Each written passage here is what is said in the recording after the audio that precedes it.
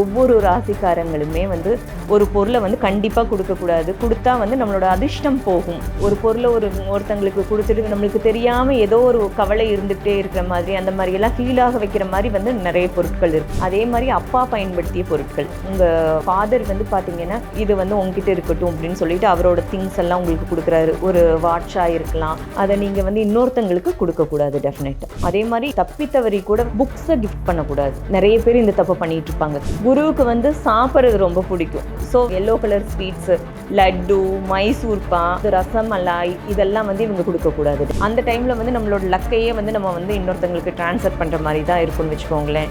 அதை திருப்பி மீட் எடுக்கிறதுக்கு வந்து நம்மளுக்கு அகெயின் வந்து ஒரு 2 மாதம் தேவைப்படலாம், 3 மாதம் தேவைப்படலாம். இது மெயினாக வந்து பார்த்திங்கன்னா அதிர்ஷ்டம் கம்மியாகுது அப்படிங்கிறத விட நிறைய வந்து குடும்பத்துக்குள்ளேயே வந்து சண்டைகள் வந்துக்கிட்டே இருக்கும்.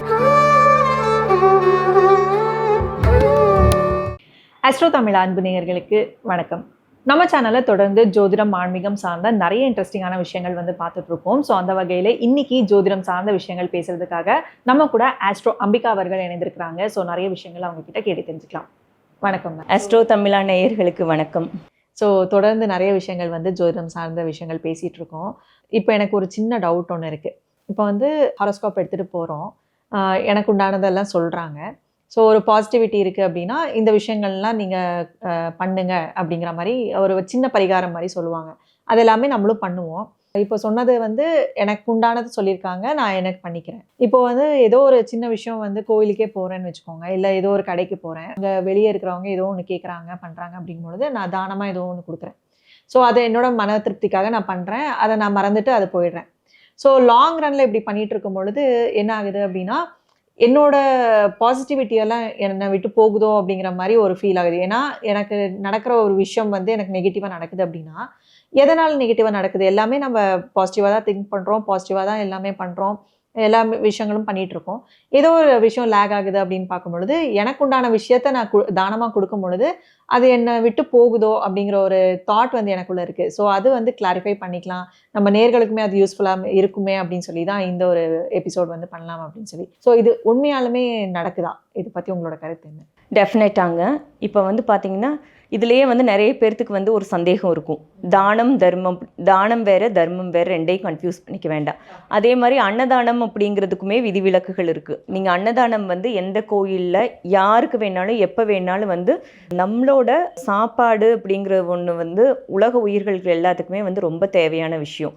ஸோ நீங்கள் வந்து அதை யாருக்கு வேணாலும் தானம் பண்ணலாம்.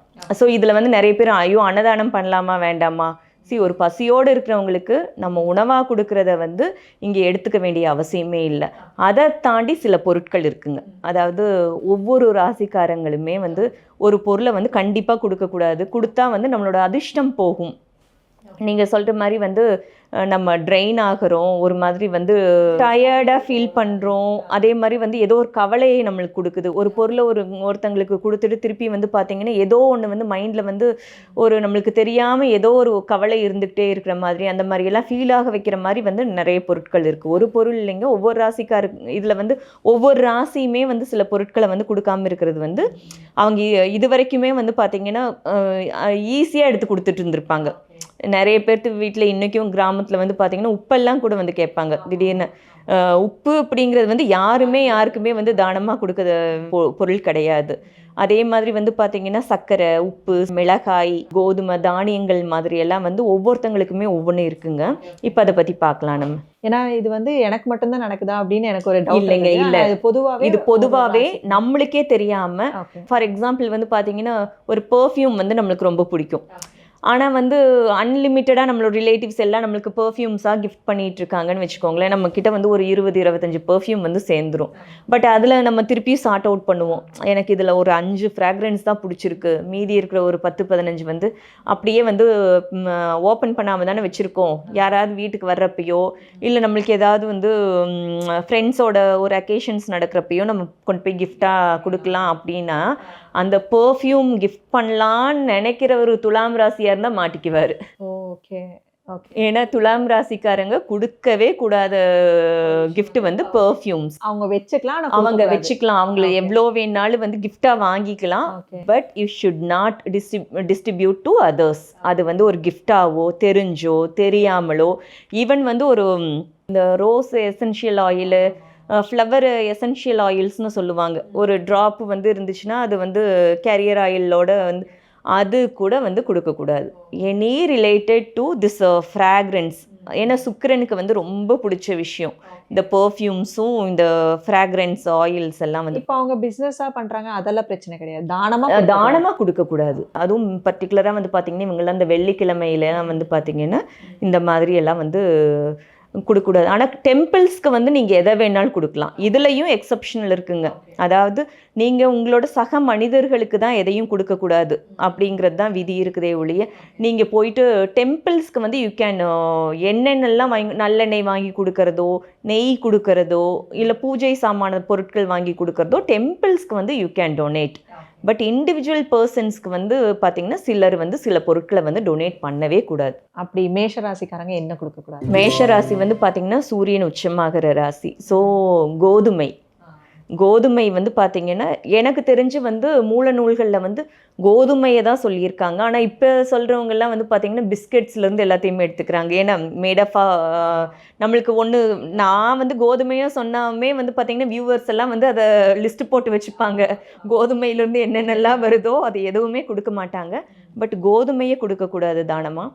அதே மாதிரி அப்பா பயன்படுத்திய பொருட்கள், உங்கள் ஃபாதர் வந்து பார்த்திங்கன்னா அவருக்கு ரொம்ப பிடிச்சிருக்கு அப்படின்னு சொல்லிட்டு ஒரு பொருளை வாங்கிட்டு அவர் வந்து ஒரு 60 வயசு 70 வயசு அப்போ இதை நீ வச்சுக்கோ, இது வந்து உங்ககிட்ட இருக்கட்டும் அப்படின்னு சொல்லிட்டு அவரோட திங்ஸ் எல்லாம் உங்களுக்கு கொடுக்குறாரு. ஒரு வாட்சாக இருக்கலாம், எனிதிங். அது வந்து உங்களோட அப்பா வந்து யூஸ் பண்ண பொருளாக இருக்கலாம். அது வந்து அவர் வந்து உங்களுக்குன்னு சொல்லி கொடுக்குறப்போ அதை வந்து நீங்கள் வச்சுக்கணும். அது உங்களுக்கு பிடிக்குதோ இல்லையோ அதை நீங்கள் வச்சுக்கணும். அது இல்லாமல் வந்து மேபி வந்து அது எப்படியாவது ரொம்ப முடியல அப்படின்னா வந்து you can dispose in such a way. அதை விட்டுட்டு வந்து அதை நீங்கள் வந்து இன்னொருத்தங்களுக்கு கொடுக்கக்கூடாது. டெஃபினட்டாக ரிஷபராசிக்காரங்க என்ன பொருட்களை தானமாக கொடுக்குறாங்க? ரிஷபராசி வந்து பார்த்தீங்கன்னா ரிஷபம் வந்து இதோட ஃப்ரெண்ட்ஸ் அப்படின்னு வந்து பார்த்தீங்கன்னா சுக்கிரன் ரிஷபராசியோடது. ஃப்ரெண்ட்ஸ் அப்படின்னு பார்த்தீங்கன்னா புதன் வருவாங்க, சனி வருவாங்க. ஸோ பேசிக்காக வந்து ரிஷபத்துக்கு வந்து அதிர்ஷ்டத்தை பாக்கியத்தை கொடுக்கறது வந்து புதன் கொடுப்பாருன்னு வச்சுக்கோங்களேன். ஸோ இந்த பச்சை பயிறு, அதே மாதிரி வந்து பச்சை கலர் சாரி, பச்சை கலர் வேஷ்டி, எனிதிங், அது garments related to green colours, நல்ல க்ரீன் இருக்கிற மாதிரி வந்து பார்த்திங்கன்னா இவங்க வந்து கிஃப்ட் பண்ணாமல் இருக்கிறது வந்து பெட்டராக இருக்கும். அது பச்சை பயிர் வந்து டெஃபினட்டாக கொடுக்கக்கூடாது. அதே மாதிரி வந்து பார்த்திங்கன்னா இந்த லீவ்ஸ் எல்லாம் இருக்குது இல்லைங்க, கீரை வந்து எனக்கு வந்து நிறைய இருக்குது, என் வீட்டில் வந்து ஒரு 5 கட்டு கீரை இருக்குது, நான் வந்து உனக்கு ஒரு கட்டு கொடுக்குறேன் 2 கட்டு கொடுக்குறேன் அப்படின்னு சொல்லிட்டு கீரையே இவங்களே கையில் வந்து எடுத்து கொடுக்கக்கூடாது. அப்படி கொடுக்கணுன்னா இவங்க ஹஸ்பண்ட் வந்து வேறு ஏதாவது ஒரு ராசியாக இருப்பாரோ, இல்லை வந்து இவங்களோட பசங்க வந்து வேறு ஏதாவது ராசியாக இருந்தாங்க அப்படின்னா அவங்க மூலமாக கொடுத்துடலாம். ஏன்னா அதெல்லாம் நம்மளும் வச்சுக்க முடியாது. இல்லை கோயிலுக்கு கொடுக்கணும் அப்படின்னு சொன்னால் தாராளமாக வந்து இவங்க வந்து கொடுக்கலாம். இப்போ பச்சை பயிர் லட்டெல்லாம் கூட பண்ணி பிரசாதமாக கொடுக்குறாங்க அப்படின்னா தாராளமாக கொடுக்கலாம். பட் இவங்க கையிலேருந்து இதை கொடுக்கவே கூடாது. ஆனால் அவங்க வச்சுக்கலாம். அவங்க வச்சுக்கிறது, ஏன்னா பச்சை வந்து அவங்களுக்கு அதிர்ஷ்டத்தை கொடுக்கறதுங்க, அதை வந்து அவங்க வச்சுக்கலாம். பட் வந்து பார்த்திங்கன்னா கொடுக்கறது அப்படிங்கிறப்ப வந்து இதை கொடுக்கக்கூடாது. அடுத்த வந்து மிதுன ராசி, அவங்க என்ன தானமாக கொடுக்கணும்? மிதுன ராசி அப்படின்னு வந்து பார்த்திங்கன்னா இவங்களுக்கு வெள்ளை நிற பொருட்கள் எதையுமே வந்து இவங்க தானம் கொடுக்கக்கூடாதுங்க. வெள்ளை நிற பொருட்கள் அப்படின்னா வந்து பால், தயிர், அந்த மாதிரியான வந்து எனிதிங், உப்பு, சர்க்கரை, அந்த மாதிரி வந்து வெள்ளை நிற பொருட்கள் எதையுமே, ஏன்னா சந்திரன் வந்து மிதுனத்துக்கு வந்து ஃபேவர் பண்ணும் அப்படிங்கிறதுனால, அதிர்ஷ்டத்தையும் கொடுக்கும் அப்படிங்கிறதுனால, சந்திரனுக்கு உகந்த மாதிரியான கலர்ஸாக இருக்கிறதுனால வந்து ஒயிட் ஸ்ட்ரிக்ட்லி எதையுமே வந்து இவங்க வந்து யார்கிட்டையும் வந்து கொடுக்கக்கூடாது, தானமாக கொடுக்கக்கூடாது. ஆனால் கோயிலில் கொண்டு போயிட்டு வந்து பால் அபிஷேகம் பண்ணுறோம், இல்லை தயிர் அபிஷேகம் பண்ணுறோம் அப்படிங்கிறதெல்லாம் வந்து இவங்க வந்து அதெல்லாம் பண்ணலாம். ஸோ அடுத்த வந்து கடகம். கடகராசிக்காரங்க என்ன விஷயங்களை வந்து தானமாக கொடுக்குறாரு? கடகராசிக்காரங்கள் வந்து இட்ஸ் இன்ட்ரெஸ்டிங்க. நிறைய பேர் இந்த தப்பை பண்ணிகிட்டு இருப்பாங்க. கடகராசிக்காரங்கள் வந்து புக்ஸை கிஃப்ட் பண்ணக்கூடாது. புக்ஸ் வந்து பார்த்திங்கன்னா இவங்க வந்து தப்பித்தவறி கூட வந்து, அதுவும் இவங்க படிக்கிறாங்க, இவங்களுக்கு இப்போ ஒரு பொன்னியின் செல்வன் படிச்சிருக்கேன் நான். பொன்னியின் செல்வன் வந்து 5 பார்ட்டும் நான் படித்து முடிச்சிட்டேன். யாராவது வந்து ஃப்ரெண்டு கேட்குறாங்க, நீ தான் படிச்சுட்டே இல்லை அப்படின்னு சொன்னால் இவங்க டக்குன்னு எடுத்து கொடுத்துருவாங்க. இது நார்மலாக எல்லாருமே இதை வந்து கொடுத்துருவாங்க. அதே மாதிரி வந்து பார்த்திங்கன்னா மஞ்சள் நிற பொருட்கள், anything related to yellow colour வந்து இவங்க வந்து கிஃப்ட் பண்ணுறதை வந்து அவாய்ட் பண்ணிக்கலாம். அது வந்து மஞ்சள், அதே மாதிரி வந்து பார்த்திங்கன்னா எல்லோ கலரில் இருக்கிற இந்த மஞ்சள் கலர் பையெல்லாம் இருக்கும் பாருங்கள், அதுக்குள்ளே வந்து தாம்பூலம் வச்சு இவங்க வந்து இவங்க வீட்டுக்கு வரவங்க கிட்ட வந்து கொடுக்கறது, அந்த மாதிரியெல்லாம் இருக்கிறத வந்து இவங்க அவாய்ட் பண்ணிக்கிறது வந்து நல்லது. ஓகே, அடுத்ததான் வந்து சிம்மராசி. ஸோ சிம்மராசிக்காரங்க என்னென்ன விஷயங்கள் வந்து தானமாக கொடுக்கக்கூடாது? சிம்ம ராசி வந்து பார்த்திங்கன்னா மேஷத்துக்கு எப்படி நான் சொன்னேன், அப்பா பயன்படுத்திய பொருட்களை வந்து கொடுக்கக்கூடாது அப்படிங்கிற மாதிரி, இவங்க வந்து குருநாதர், அதாவது ஒரு குரு, இவங்களோட டீச்சர் வந்து இவங்களுக்கு ஒரு கிஃப்ட் பண்ணியிருக்கலாம். ஒரு நீ நல்லா பெர்ஃபார்ம் பண்ண, இந்த பென், இந்த புக் அப்படிங்கிற மாதிரியெல்லாம் எனிதிங் வந்து ஒரு டீச்சர்கிட்ட இருந்து வந்து நம்மளுக்கு வருது அப்படிங்கிறது வந்து அதை வந்து நம்ம வச்சுக்கிட்டே இருந்துட்டு டக்குன்னு வந்து அது குழந்தைங்களுக்கே அந்த ஹேபிட் இருக்கும், இது எனக்கு போதும் நீ யூஸ் பண்ணிக்கோ அப்படின்னு சொல்லிட்டு அதோட க்ளோஸ் ஃப்ரெண்ட் அப்படின்னு சொன்னால் அது கையில் கொடுத்துரும். இல்லை அதை வந்து நம்மளே பண்ணுவோம், பெரியவங்களே வந்து பார்த்திங்கன்னா இது எனக்கு எப்போயோ வந்து என்னோட டீச்சர் எனக்கு கிஃப்ட் பண்ணுது, பட் இப்போ வந்து எனக்கு இதை யூஸ் இல்லை, நீ யூஸ் பண்ணிக்கோ அப்படின்னு சொல்லிட்டு யார்கிட்டையாவது கொடுக்கறது, இதையெல்லாம் வந்து அவாய்ட் பண்ணிக்கிறது வந்து ரொம்ப நல்லதுங்க. அதே மாதிரி வந்து செம்பு பொருட்கள் அதுவுமே வந்து இவங்க வந்து கொடுக்காம இருக்கிறது வந்து நல்லது. இப்போ வந்து தானமாக கொடுக்கறது அப்படிங்கிறது வந்து இப்போது நான் என் பொண்ணு கொடுக்குறேன், அதுவுமே தானமாக வருமா? இல்லைங்க, அது தானமாக வராது. அதாவது இது வந்து ரத்த உறவுகள் அப்படிங்கிறது வந்து அது தானம் கிடையாது, நம்ம விருப்பப்பட்டு தான் கொடுக்குறோம். இப்போ வந்து ஃபார் எக்ஸாம்பிள் வந்து பார்த்திங்கன்னா என்னோட ஜுவல்லரி ஏதாவது இருக்குது, என்னோட சாரீஸ் ஏதாவது இருக்குது அப்படின்னு நம்ம அதை நெக்ஸ்ட் ஜென்ரேஷனுக்கு தானே பாஸ் பண்ண போகிறோம். குடும்பத்துக்குள்ள ரத்த உறவுகள், ஹஸ்பண்ட் அண்ட் ஒய்ஃபே வந்து ரத்த உறவுன்னு சொல்ல முடியாது, பட் வந்து அம்மா குழந்தைங்க, அம்மாவோட பேரண்ட்ஸு அப்படிங்கிறதுக்கு வந்து இது வந்து ஒரு எக்ஸப்ஷனல் இருக்குது. அவங்க ஒன்றும் அதை பார்த்துக்க தேவையில்லை. But other then your house, உங்களை தாண்டி வெளியில் அப்படிங்க மேபி உங்கள் சிப்ளிங்ஸே வந்து கல்யாணம் பண்ணி வெளியில் போகிறாங்க அப்படின்னா வந்து அவங்க வந்து இன்னொரு வீட்டுக்கு அப்படிங்கிறப்போ உங்களோட இது எல்லாமே வந்து பார்த்திங்கன்னாங்க ஒரு அதிர்ஷ்டம், ஒரு பாக்கியம்.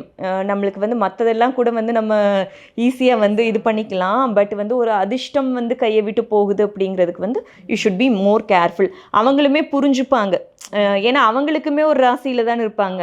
அவங்க இதை கொடுக்கக்கூடாது அப்படிங்கிறப்போ ஓகே இதில் ஏதோ ஒரு விஷயம் இருக்குது, நம்ம இதை பண்ணாமல் இருக்கிறது வந்து பரவாயில்ல அப்படிங்கிற மாதிரி அவங்களுமே புரிஞ்சுப்பாங்க. ஓகே, அடுத்தா வந்து கன்னிராசி. ஸோ கன்னிராசிக்காரங்க என்ன மாதிரியான விஷயங்களை வந்து தானமாக கொடுக்கக்கூடாது? கன்னிராசி வந்து பார்த்திங்கன்னா இதுவுமே ஒரு இதுதான், வாட்ச். அவங்க வந்து வாட்ச் மட்டும் இல்லை, எதுவுமே வந்து ப்ரெஷியஸ் திங்ஸ் எதுவுமே வந்து அப்படியே இது வந்து நான் பாரிஸ் போயிருந்தேன் அங்கே வாங்கிட்டு வந்து கொடுத்த உனக்கு இது அப்படின்னு சொல்லிட்டுலாம் ஒரு ப்ரெஷியஸ் திங்ஸ் மாதிரி வந்து வீட்டில் நிறைய பேர் வந்து நிறைய விஷயத்தை வந்து ஒரு ஷோ பீஸாலாம் வச்சுட்ருப்போம் இல்லையா. அதே மாதிரி எனக்கு சின்ன வயசில் கிடைச்ச ஒரு இது வந்து ஒரு குட்டியாக ஒரு ஏதாவது ஒரு நல்ல ஒரு அவார்ட்ஸ் மாதிரி வந்து ஒவ்வொரு சிம்பிள்ஸ் மாதிரியெல்லாம் வந்து ஏதாவது ஒன்று கிடச்சிருந்துருக்கலாம், பட் அது வந்து ப்ரெஷியஸ். அந்த மாதிரி வந்து ப்ரெஷியஸ் திங்ஸ் எல்லாம் வந்து கன்னிராசிக்காரங்க யாருக்கு கொடுக்காம இருக்கிற வரைக்கும் வந்து அவங்களோட அதிர்ஷ்டத்தை பாதுகாத்துக்கலாம். ஓகே, அடுத்தா வந்து துலாம் ராசி. இதுக்கு வந்து ரொம்ப ஃப்ரெண்டாக பாக்கியத்தை கொடுக்கறது வந்து சனி. சனியும் கொடுக்கும், புதனும் கொடுக்கும். அதே மாதிரி இவங்க வந்து பார்த்திங்கன்னா இந்த பென், எழுதுகிற பொருட்கள் எல்லாமே, அதே மாதிரி பர்ஃப்யூம்ஸ் வந்து இவங்க டெஃபினட்டாக வந்து கிஃப்ட் பண்ணக்கூடாது. இவங்களுக்கு வந்து எவ்வளோ வேணாலும் பர்ஃப்யூம்ஸ் வாங்கிக்கலாம், இவங்க எவ்வளோ வேணாலும் வந்து வாங்குறவங்க கிட்டேருந்து வந்து இவங்க இந்த பென்னு அந்த மாதிரி எழுதுகிற புக்ஸு இதெல்லாம் வாங்கிக்கலாம், நோட் புக்ஸ் எல்லாம் வாங்கிக்கலாம், பட் இவங்க கொடுக்கறதுன்னு பார்க்குறப்போ வந்து இதை கொடுத்துடக்கூடாது.